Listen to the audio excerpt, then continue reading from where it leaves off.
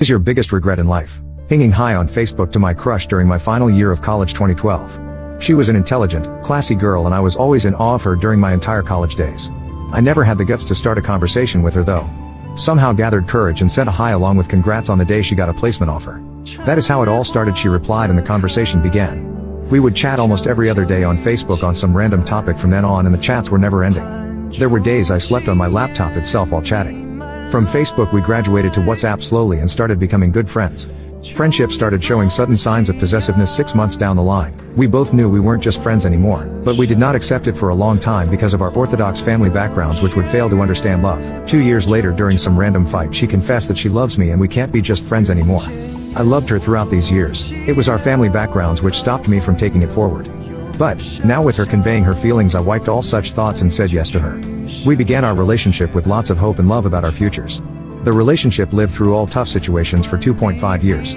I started thinking of her as my wife as opposed to a girlfriend, as we were so hopeful and blinded by love. I had imagined a whole life with her all these years.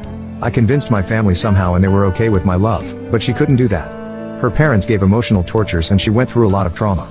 It was a disastrous 3 months in our relationship. She tried her best. She had to choose between her parents and me.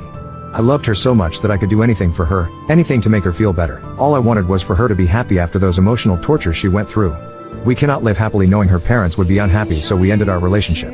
Little did I know what this would cause to me in the upcoming months, as all I wanted at that moment was her to be relieved from the pressure her family was exerting on her. Initial days post-breakup were fine as I spent a lot of time in the office and with friends.